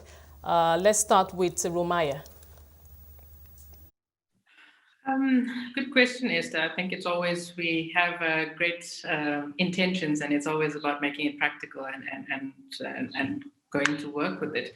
So I think it starts at the basic, and I think I'll go always back to it. It's the education part of it, right? And it stems from there. And if everyone gets the same, call it education benefits and opportunities of, being involved in all sorts of subjects and not saying these subjects are for boys and these subjects are for girls. And I think it starts from that level. So I think those are the, call it bare minimum tools of encouraging girls to get involved in more, call it maths and sciences, to start leveling the field in the infrastructure space. Anik, would like to hear your perspective, and perhaps if you could also point to how this could play out, or if it's already playing out in Rwanda. Thank you so much, Esther. So as the previous speaker mentioned, resistance resulting from cultural norms, misunderstanding of gender principles and dimensions due to inadequate gender-related education, as well as the lack of adequate mechanisms have contributed to low participation of women in infrastructure projects, straight from the design stage and down to the last stage of the infrastructure project cycle. And yet we all know that diversity contributes to innovation, and therefore women perspectives in the design and management of infrastructure will both enhance service delivery today and contribute to innovation in the future. So we therefore need more women in infrastructure, in design firms, in construction companies and utilities. Initiatives such as the Women in Power Sector Network in South Asia and other parts of the world should be replicated in our African context to enhance women's participation and influence in the infrastructure sector. These types of networks actually aim to enable more women to join government, utilities, and the private sector bodies so that they can make a stronger contribution to promoting an inclusive infrastructure that works for both men and women. Therefore, infrastructure that works equally well for everyone needs to be transformational for women, for economies, and for the society as a whole. Other key strategies that are being implemented on the national level is enhancement of participation of women in infrastructure projects by setting targets for women and men participation at the decision-making level, and by ensuring that project committees, implementing organs, and management, as well as monitoring arrangements, are gender responsive, and that gender balance is addressed in their own structures, decision-making processes, as well as selection processes. Thanks. Now, I think before I move on to Zinat, I know that Rwanda is a country, at least at the governmental level, where we're seeing more women taking up positions, leadership positions there, and even young women. Talk to us about, are there any targets that the government has, or that on one hand, and on the other hand, is there a broad recognition on the part of the private sector to make it a priority to recruit more women who have the right skills now at decision-making levels? Yes, thank you. The Constitution of Rwanda guarantees that at least 30% of decision-making positions should be occupied by women. So this constitutional guarantee has therefore enabled high representation of women in decision-making and government processes, where in most cases this quota is considered as the minimum ceiling for gender parity in various institutions and sectors of the economy. For our case, this is based on the Gender Monitoring Office data that was published in 2018. Women were represented in various public sector entities by 61% as members of parliament, whereas 53% were women members of cabinet, and 41% as permanent secretaries, and 49% in the judiciary. This is important to note that these are 2018 data that might have been slightly increased. In regards to your questions, in women representation in the private sector, still based on the 2018 data, we have in place what we call a gender accountability program, or it's also known as Gender Equality Seal, which was initiated by the Private Sector Federation, the Gender Monitoring Office, and the UNDP. And this program is striving to promote gender accountability in the private sector. Women are represented in the private sector at the decision-making levels, but still in limited numbers. In accordance to the 2018 data that I had earlier mentioned, women represent 30% at the decision-making level and at the PSF. So more efforts are still needed to bring more women on board, especially in strategic positions in the private sector. Additionally, women's representation in the labor force is still low compared to men, especially in male-dominated activities, and this also needs to be addressed by the Gender Accountability Program. Thank you. All right, now Zina, when you think about the as we're moving to achieve the Sustainable Development Goals, now for SDG 5 specifically, gender equality and empowerment of women and girls, how do you think of it in the context of overall infrastructure? Because when we talk about infrastructure, as we all know, it's not just hard infrastructure, there's also soft infrastructure, and infrastructure is so integral to the achievement of the entire SDGs as they are. Talk to us about how much more progress perhaps we can make if taking women more seriously in the infrastructure sector is made a priority. Do you think that we can achieve more progress in achieving the Sustainable Development Goals? Yes, definitely. Because building sustainable infrastructure is very essential to foster equal opportunities by ensuring that women participation in infrastructure projects and services for citizens as a critical component to foster socioeconomic development of the nation. But still, as I mentioned previously, we still observe some cultural and societal barriers whereby women participation in infrastructure development is still limited. But I do. All right, Anik, I actually wanted Zinat to answer that question. Thank you, Anik. Zinat, if you can hear me. I can hear you. I can hear you. Thanks for that. Look, I think that it's. Can you hear me? Thanks for that. Yes, go ahead, please. I think that we have leaps and bounds to go still in terms of getting to a point of sustainability and having sustainable development where we integrate women. I think that everything is a journey and we need to set ourselves realistic and achievable targets. I love that in Rwanda, there's obviously such a big push to have women and they seem to have gotten such leaps and bounds ahead in that. I think in South Africa, you are seeing a lot more of that, but it does take a long time. In terms of the infrastructure, the long-term impact, I think for us, what it's about is creating a sustainable plan in terms of sustainable infrastructure. There's a move at the moment in terms of government to create entities that can provide energy. There's a move to create infrastructure and create labor-intensive programs where people can come on board and construction programs can be labor-intensive. And within that labor-intensive job creation, there's a component of that that does create a specific requirement for a certain component of women to be empowered on those programs and on those projects.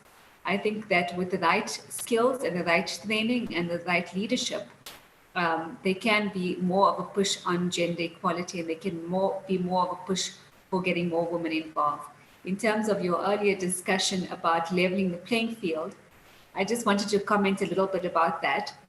I had a colleague that went to his normal doctor, and when he got to the doctor, there was a female locum that was actually substituting because he was on leave.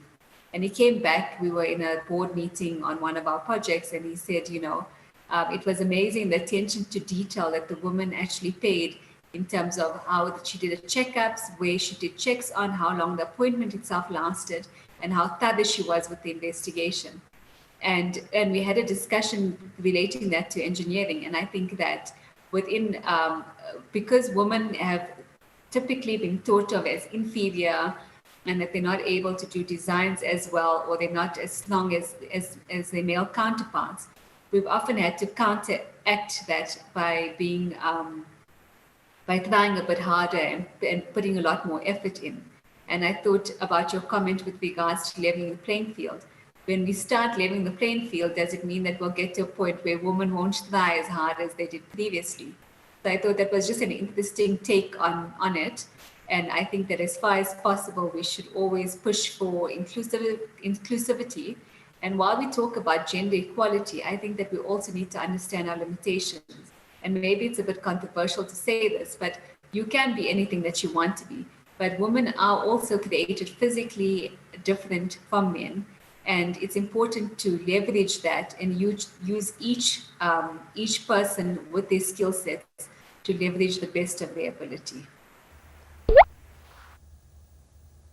Fantastic. Rumaya, I'd like you also to weigh in and share your perspective on this, how we're, as an African continent, how we are thinking about our journey to achieving the Sustainable Development Goals. And since we know that at the heart of it all is infrastructure, and now that we do recognize and there's data and statistics to prove that the outcomes are different when women are involved the entire life cycle of infrastructure projects, just how much more of a buy-in do we still need at this point? I mentioned earlier that the African Union does recognize and has taken some concrete steps to involve more women, women with the skills to also at the community level, women with maybe not the right skills, but also women at the community level who can also have some input into some community-based infrastructure projects that are having very positive outcomes, especially for women. So just to weigh in, to hear your perspective, how much more of a buy-in do we still need? We see the AU putting its money where its mouth is, but in terms of overall what we still need going down the road, what is your perspective? Thanks, Esther, for that. And I think, South Africa is possibly, I sometimes feel, leading the pack on that, because being part of the renewable energy program for a number of years that I've been part of it, having communities involved, having women involved has been, one of the, call it, key things that I've seen in the outcome of this renewable energy program. And we've seen it now in the latest round where, call for actual women participation is a key factor into the structuring of deals, which is either at ownership levels of the project SPVs, as well as the engineering or construction companies and operation companies, which is something new. So we're seeing the changes, which is always positive, and I think I'm hoping that this transpires throughout the continent as well. And communities are so key to any of our infrastructure projects, and I can speak specifically for energy, is because a lot of our projects are in very remote areas where, it's affecting communities. And I think as my own personal goal, as well as Meadows Energy goal, is how do we impact these communities positively by, having these projects in their areas, as well as, uplifting those communities in some, whether small or big way, is something very dear to my heart. So I think it's always about equal participation. How do we change the lives of those people in those communities, Esther? And I think we're seeing from those, you're going to see female leaders being born, where they can see, change is possible. And it's up to, I guess, all of us sitting here around the table to impact every single girl that we meet. And spreading the voice of, that they can be anything. And as Zinat says, we all can be anything, but we must do it within our limits. But it's every person's duty to uplift women and bring equality to all of us. Absolutely.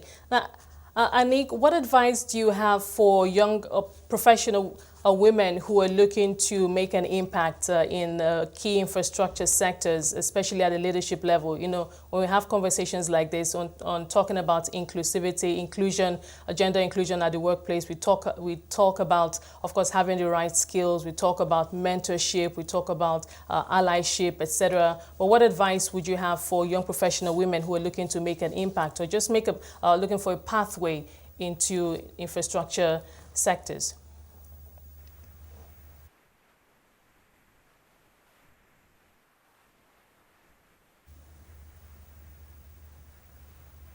Annie, can you hear me? Sorry, I was on mute, sorry. My piece of advice is that for young professionals, especially women, emphasis should be put on the need to enhance the understanding of gender equality concepts and effective gender mainstreaming and accountability across all sectors of the economy to improve gender responsive planning and implementation of programs. This can also be part of sector policies and associated strategic plans up to the district level. This inclusiveness of the role of men and women is very key to foster the participation of women and young engineers in the infrastructure industry. Thank you. Zinat, we know that South Africa's construction industry is a rather difficult one for a woman to enter and succeed, but you have been able to do that as an entrepreneur in the sector. What is that advice that you also have for women coming behind you? Any tips, or one or two? I think we have about 4 minutes left. What is that one advice from you? The one advice is to be bold in the face of adversity. I think you need to realize that if you're going to jump into the punching ring or, the boxing ring, be prepared to put your hands up and, hit some punches, and not physically punches because you'll get kicked off site, but anticipate that there will be adversity and be bold in the face of it, and surround yourself with like-minded people that are in the sector, because we definitely rise by lifting others up. Okay, with about 3 minutes left now or less, so let's just take some closing thoughts. Romaya, we've talked a lot and highlighted the importance of women's role in infrastructure. There's, like I said, there's the data, statistics to prove that outcomes are different. So I'd like you to just highlight your hopes, to talk about your hopes for the future, the types of milestones that you'd like us to achieve in terms of how we make our infrastructure on the African continent more gender responsive. I think the big dream, of course, would be one day that we don't have to have gender equality or equity discussions, right? And that we're all on the level playing field. So that's the big dream. But I think it's for everyone to feel when you at work that you don't have to constantly prove yourself because you're a woman and because you've always been seen inferior. So that for me is when you sit at the table, you feel like you belong. And I don't think a man would ever understand that as women. When we sit at the table, there's always these thoughts that they call inferior thoughts, that you don't really believe that you're supposed to be there because of, I guess, prehistoric conditions. But I think one day the hope is that we're sitting at the table and we believe and know that we belong there. Thank you, Esther. Okay, Anik, what are your final thoughts, your hopes for the future?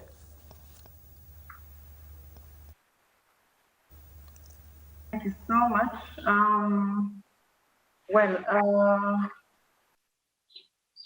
Just a second.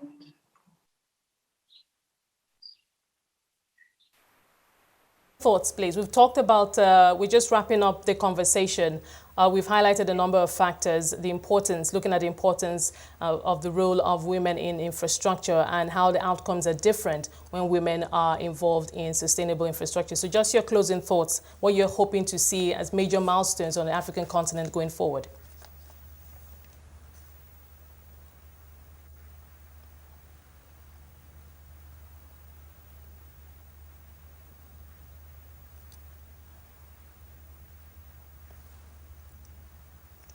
Oh, I'm so sorry. Annie, could you unmute your mic, please? Yes, it's unmuted. I was saying that my hopes is to see a totally gender responsive infrastructure sector to ensure and to continue ensuring that opportunities are equally shared among men and women alike in order to deliver sustainable and inclusive services with a gender and social inclusion lens, which in return would present greater and socio-economic benefits. Thank you. Thank you. All right, thank you so much. And a very big thank you to all my panelists today. We really do appreciate your time. I've been speaking to Zinat Goa, Director of Aspire Consulting Engineers, Romaya Dorasami, Co-founder and Managing Director, Meadows Energy, and Anik Muhammad, Director General for Energy Ministry of Infrastructure, Rwanda. Zinathi, it's back to you now. Thank you so much, Esther, for that insightful conversation. I was thinking during the conversation that imagine the impact on economies and communities if we make women essential and key participants in infrastructure development. And then I thought, well, I don't have to imagine, because all our panelists have really laid out a path, especially with DFIs like the DBSA, really ready to finance initiatives and projects, infrastructure projects that are led by women and that are gender sensitive. Thank you for that. It is time to bring today's proceedings to a close with closing remarks from our sponsor, the Development Bank of Southern Africa.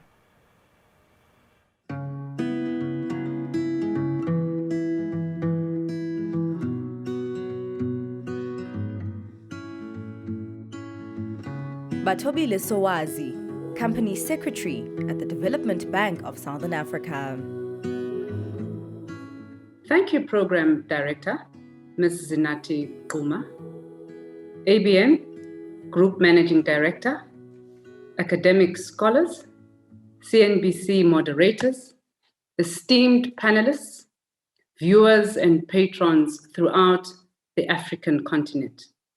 Ladies and gentlemen, today's occasion marks another key milestone in our long-standing partnership with ABN Group and CNBC Africa. Through this partnership, the DBSA, ABN, and CNBC Africa have come together to host the Women in Infrastructure Conference under the theme, Creating an Inclusive Infrastructure Industry. The Women in Infrastructure Conference assembled infrastructure scholars and thought leaders to explore ways of creating more inclusive structures, networks, and systems to aid in the reduction of perennial inequality, to drive productivity, increase land values, and boost economic growth that have been challenging governments for centuries. In our robust engagements and deliberations, we acknowledge the mammoth task to address the glaring and significant challenges that have prevailed since time immemorial. The speakers and contributors have spoken in one voice that gender mainstreaming is a key consideration in infrastructure financing decisions. The future success of any organization in the financing landscape lies in how it transcends and shapes the new normal for diversity and inclusion. So the debate has shifted from the number of women involved in boards, parliaments, leadership roles, supply chains, and related statistics to the actual value addition that gender brings to infrastructure financing. The diversity and inclusion agenda dictates that organizational leadership consciously embraces the past realities about the outcomes of its policy frameworks, the systems, practices, and how these have impacted the diverse cohorts of employees, covering Black, white, female, male, living with disabilities, the young and the old. As a development finance institution, the DBSA has adopted a more gender-aware financing lens by deliberately calling for programs and deals that address inequality at all levels. Albeit that we are at the infancy stage in our journey, but we have made it a deliberate, strategic stance in an endeavor to shift the needle and ensure that women get equal opportunities in driving infrastructure development in South Africa and in the continent. In our pursuit to bend the arc of history, we have taken a bold stance to incorporate gender mainstreaming in our operational practices and deal-making activities. This is because we recognize that gender equality will not be achieved without a systematic and consistent approach to gender mainstreaming. Our gender mainstreaming standpoint is not just a goal to empower women. It is rather an ongoing process where we assess the implications of any of the bank's planned program of action, policy development, strategic intent, and business procedures on all genders, be it women, men, and the LGBTQI community at all levels of employment. So in the spirit of inclusion and diversity, through our gender mainstreaming strategy, our purpose is to make every effort to hear all voices of DBSA stakeholders. It is a framework for making all genders' experiences, interests, and concerns central to policy design, program implementation, and business monitoring and evaluation to realize equality of opportunities. As a business imperative, we envision gender lens financing and investment being incorporated in all our business endeavors, such as infrastructure planning, investment and delivery, given that women and men need equal access to socioeconomic opportunities linked to inclusive growth. The prevailing infrastructure blocks and backlogs on the continent demand a concerted effort to take full advantage of opportunities to realize infrastructure development and solicit sufficient financing sources.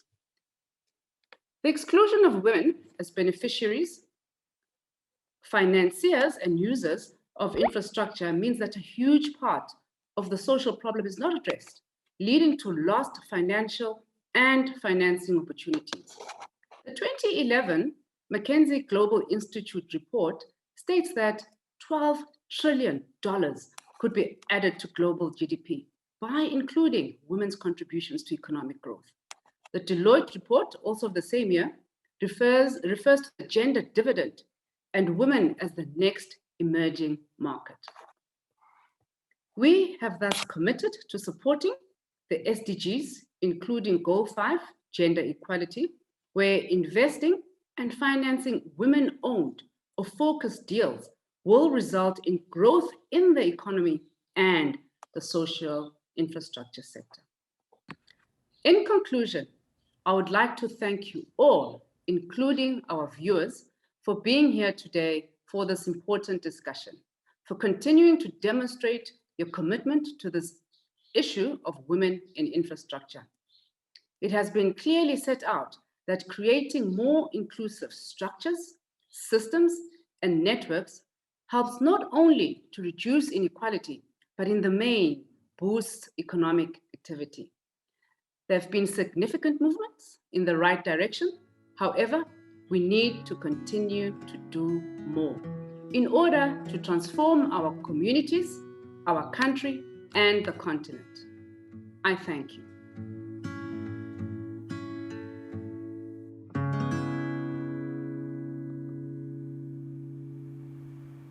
Thank you so much, Bathobile Sowazi, Company Secretary of the Development Bank of Southern Africa. Indeed, with the implementation of the Africa Continental Free Trade Area on the continent that has accelerated the need for infrastructure involvement, we do need to accelerate our effort to include women in that infrastructure development and also gender lens of financing and investment.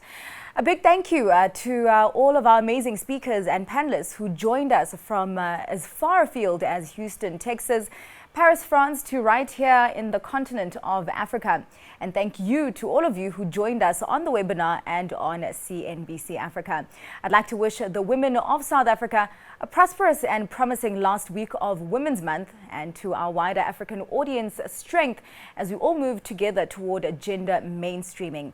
And as Roberta Naicker said in her opening address this afternoon, if women have to hold up the sky, as the Chinese proverb goes, they need to stand on a strong foundation, and concrete development cannot happen without engaging both halves of the population and leveling the playing field. From me, Zanati Kuma, and the rest of the team in front of and behind the camera, it's goodbye until next time.